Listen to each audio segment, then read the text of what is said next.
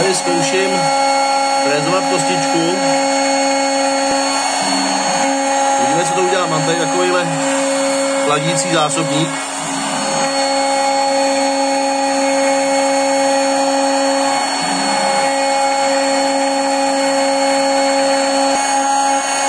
A k tomu kapsu na zkoušku, jestli budou do sebe pasovat.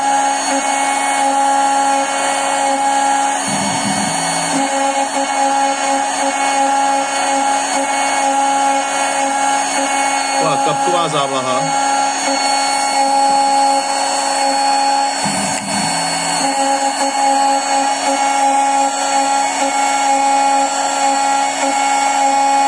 Většinou to sice kape vedle, ale snad to k něčemu je.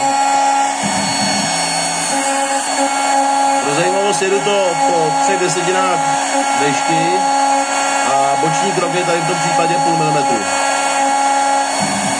A jedu do hloubky 6 mm, protože pracovní délka toho nástroje je zhruba 6 až 7 mm.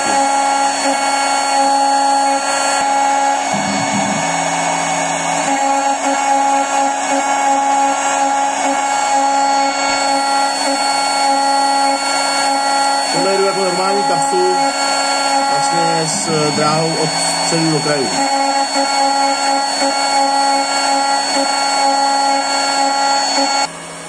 No to vypadá i nějak takhle. Čas je zatím takhle. No je to hrozně maličký, je to 8x8 mm.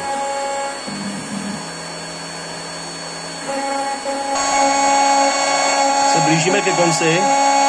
Ještě by měl být asi jeden průjezd.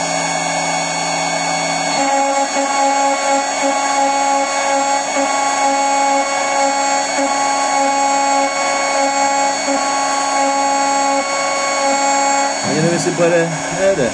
Dočišťovací poslední řez. Tohle je výsledek. Záměrně ta kostička vlevo, ta, jak si tady ta, byla udělaná s kulatýma okrajema nebo hranama, aby pasovala do té díry, kde prostě hranatý vnitřní rohy neudělám. Takže já to i konc vyříznu a zkusím to nasadit. Jak to dopadlo? Upozorňuji, že jsem to jenom oříznul, nešel jsem na ty povrchy pilníkem, neupravoval jsem je. A taky vlastně tohle bylo na první dobrou, nic jsem neskoušel, prostě jsem vzal kus tady toho hliníkového plechu a vyfrezoval jsem to, žádný přestavy jsem nedával, nic, prostě napřesno, jak by to asi mělo být. Takže, to zkusím nasadit. A myslím, že docela dobrý teda. To jsem až sám překvapený. Samozřejmě jako nějaká vůle, tam drobánko je, když takhle s tím zakvedlám. No to samozřejmě zase nezavostří. Takže s tím zakvedlám, ale to jsou opravdu teda, jo, a takhle se to prakticky nehne. Když to změřím, to bude asi nejnáročnější to změřit tou šuplérou. Takže, tady to máme.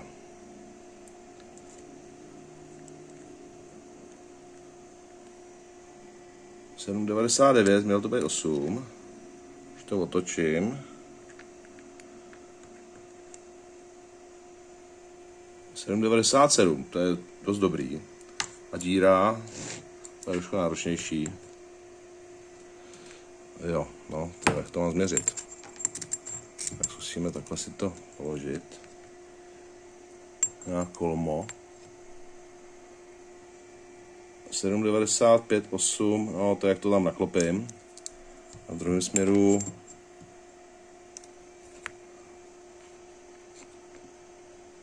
osm, zase asi, jak to tam prostě naklopím, 8,4. Jo, fakt dobrý, na řemínkáč. Trvalo to celý asi 5 nebo 6 minut. No, princip perodrážka, nebo spíš čepadíra.